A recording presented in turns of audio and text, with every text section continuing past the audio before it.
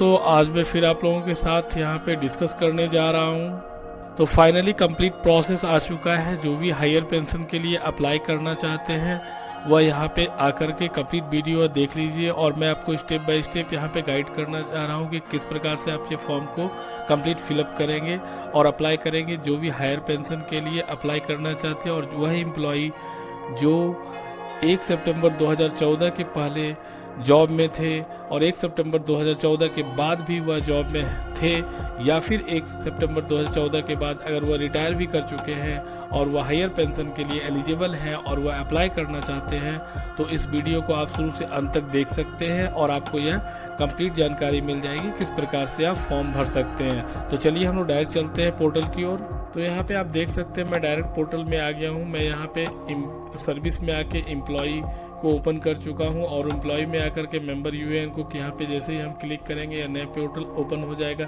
देख सकते हैं आप यहाँ पे आपको लिंक यहाँ पे शो हो रहा है। इस लिंक को आपको क्लिक कर देना है जो भी एलिजिबल है। यहाँ पे आप देख सकते हैं ये क्लियर कट लिखा हुआ है, या उन्हीं के लिए है एलिजिबल है जो भी यहाँ पे continue to be service on और आफ्टर 1 सितंबर 2014। तो जैसे ही आप इसको क्लिक करेंगे इस प्रकार का आपके सामने पोर्टल आ जाएगा। यह बहुत ही सिंपल है। जैसे आप फर्स्ट आपको गेट ऑथराइजेशन पिन करना होगा, फिर वैलिडेट यूजर करना पड़ेगा, फिर आपको सबमिट एप्लीकेशन करना पड़ेगा और फिर आपके पास एक्नॉलेजमेंट नंबर जनरेट हो जाएगा।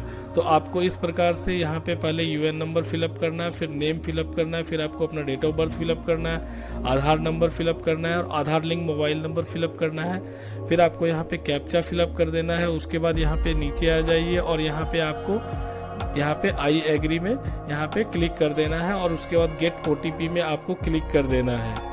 तो यहाँ पे आप जैसे ही गेट ओटीपी में क्लिक करेंगे आपके पास ओटीपी नंबर आ जाएगा। ओटीपी नंबर यहाँ पे फिलअप कर देना है। फिर आपको यहाँ पे वैलिडेट ओटीपी यहाँ पे क्लिक कर देना है। उसके बाद इस प्रकार के आपके सामने ज्वाइंट ऑप्शन फॉर्म ओपन हो जाएगा या वेब पेज ओपन हो जाएगा। यहाँ पे आप इसको रीड भी कर सकते हो, समझ सकते हैं। फिर आपको यहाँ पे जो है इसको एग्री करना है। इसका मतलब है कि आपने सुप्रीम कोर्ट का जो भी ऑर्डर है उसको आपने देखा है और समझ लिया है कि क्या प्रोसेस है, उसको आपको फॉलो करना है। उसके बाद आपको स्टेप बाय स्टेप यहाँ पे नीचे आते जाना है। सबसे पहले आपको यहाँ पे देख सकते हैं यूएन डिटेल्स है। यहाँ पे आपको अपना डिटेल कंप्लीट भरना है। यूएन नेम आपका जेंडर है, आधार लिंक मोबाइल नंबर है, पीपीओ अगर आप रिटायर कर चुके हैं तो आपको वह नंबर देना पड़ेगा, अदरवाइज नॉट एप्लीकेबल हो जाएगा आपके लिए। आधार नंबर यहाँ पे देना है, फिर आपका डेट ऑफ बर्थ देना है, फादर या स्पाउस का नेम दे देना है। इस प्रकार से आप regional office which PPO was issued, तो आप अगर रिटायर कर चुके हैं तो आपको वह रीजनल ऑफिस का यहाँ पे डिटेल देना है जहाँ से आप रिटायर कर चुके हैं। तो इस प्रकार से फिर आप नीचे आइएगा तो यहाँ पे देख सकते हैं आपका सर्विस डिटेल आपको यहाँ पे फिलअप कर देना है।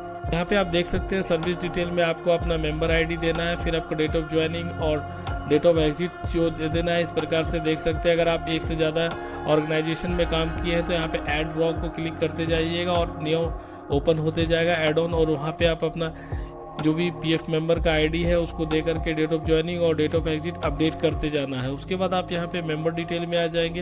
यहाँ पे आपको ईमेल आईडी देना है। उसके बाद यहाँ पे देख सकते हैं ईमेल आईडी भर देना है। फिर आपको Aadhaar link bank account number update कर देना है और आईएफएससी कोड दे देना है। ये आप देख लीजिएगा कि ऑनलाइन में जो भी आपने यूएन में अपडेट किया है सेम चीज़ आपको यहाँ पे भी अपडेट करना है। उसके बाद आप देख सकते हैं इस प्रकार के आपके सामने ये ऑप्शन आ जाएंगे। ये काफ़ी इंपॉर्टेंट है, इसको आपको ध्यान से समझना है। यहाँ पे आप देख सकते हैं क्लियर कट लिखा हुआ है कि जो भी एम्प्लॉय जो है 1 जून 2021 से प्रायर जो भी काम कर रहे थे और उस समय और उसके बाद उनका 5000 से ज़्यादा अगर उनका डिडक्शन हो रहा था बेसिक के लिए और पीएफ के लिए, तो वह यहाँ पे यस कर देंगे। तो यहाँ पे देख सकते हैं जैसे ही आप यस कर देंगे इस प्रकार से आपके सामने यहाँ पे ओपन हो जाएगा। यहाँ पे आपको जो है ज्वाइंट डिक्लेरेशन फॉर्म जो है फिलअप करके और यहाँ पे इसको पीडीएफ में कन्वर्ट करके यहाँ पे अपलोड कर देना है। मैं आपको दिखा देता हूँ ज्वाइंट डिक्लेरेशन फॉर्म क्या है। तो यह देख सकते हैं यह आपका ज्वाइंट डिक्लेरेशन फॉर्म है। इसका लिंक मैं आपको शेयर कर दूंगा। आप वहाँ जाकर के मेरे चैनल में जाकर के आप डिस्क्रिप्शन में जाकर के इसको, या फिर आप कम्युनिटी में भी जाकर के आप इसको डाउनलोड कर सकते हैं। यह क्लियर कट बता दिया गया है। यहाँ पे आपको कंप्लीट इसको फिलअप कर देना है। यहाँ पे देख सकते हैं इस प्रकार से कंप्लीट इसमें डिटेल बता दिया गया है। इसको आप 1 बाय 1 करके इसको फिलअप कर दीजिएगा और अपना साइन कर लीजिएगा। कभी कभी यहाँ पे ऐसा भी होता है कि आपको इसको अपने एम्प्लॉयर को भी भेजना पड़ेगा अटेस्टेशन करने के लिए। तो देख सकते हैं यह सेकंड ऑप्शन उसके लिए है जिन्होंने 1 जून 2021 के बाद यहाँ पे देख सकते हैं आफ्टर लिखा हुआ है। उसके बाद अगर उनका 6500 या उससे अधिक पे बेसिक पे उनका डिडक्शन हो रहा था तो उनको यस क्लियर करना है और यहाँ पे उनको फिर से जॉइंट डिक्लेरेशन फॉर्म को फिलअप करके और अटेस्टेड करके यहाँ पे अपलोड करना पड़ेगा उनको।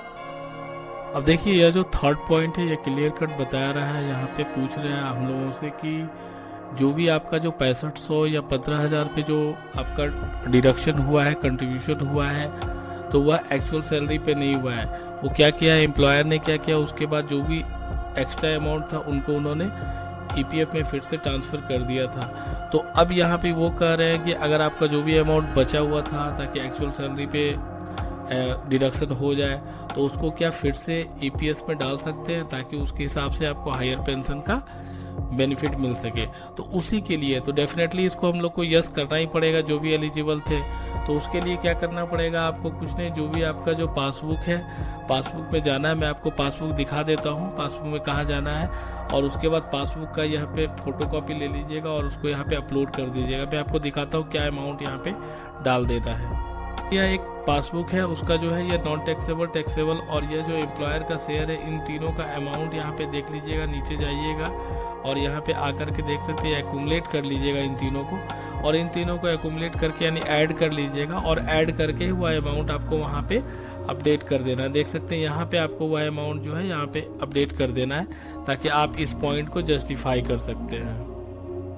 अब देखिए यहाँ पे लास्ट पॉइंट क्लियर कट यहाँ पे बता रहा है कि जो भी आपका जो कंट्रीब्यूशन है यहाँ पे जो भी इंटरेस्ट के साथ आपको पे करना पड़ेगा, जो भी टिल डेट आपका जो भी पेमेंट है लास्ट एम्प्लॉयर के पास आपको पेमेंट करना पड़ेगा।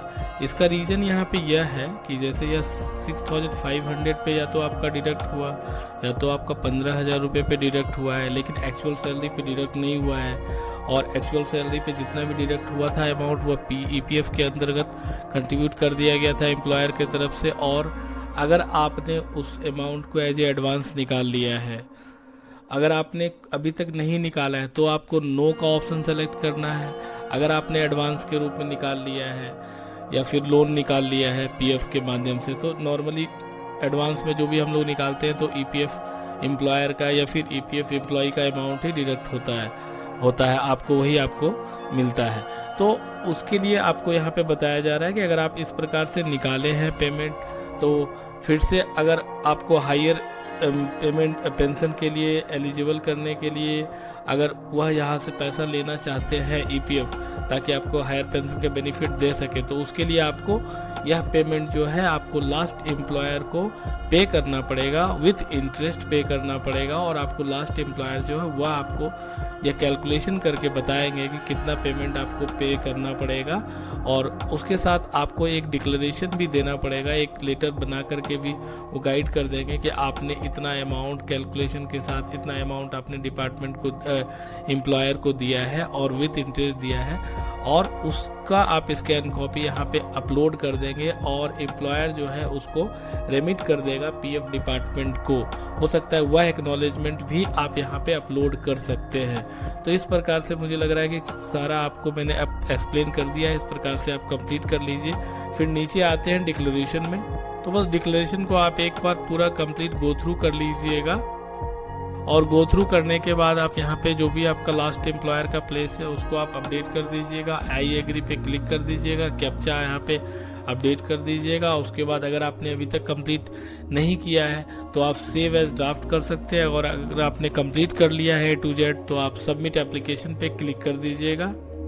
जैसे ही आप सबमिट एप्लीकेशन पे क्लिक करेंगे आपके पास यहाँ पे यह इस फोर्थ जो आपका यहाँ पे फोर्थ टाइप है वहाँ पे आपका एप्लीकेशन आ जाएगा। और यहाँ पे एप्लीकेशन आने के बाद आपके पास एक एक्नॉलेजमेंट नंबर जनरेट हो जाएगा आपके ईमेल आईडी या फिर आपके मोबाइल में मैसेज के रूप में आ जाएगा, और या फिर आपके ईपीएफओ डिपार्टमेंट के पास चला जाएगा। ईपीएफओ डिपार्टमेंट जो है एम्प्लॉयर जो है वहाँ के साथ वेरीफाई कर लेंगे, और उसके बाद वंस ये वेरीफाई हो जाएगा फिर से आपको अपडेट आ जाएगा कि आपका ये वेरिफिकेशन हो गया है और आप एलिजिबल हैं, या फिर वो रिजेक्ट कर रहे हैं तो कुछ रीजन से रिजेक्ट करेंगे।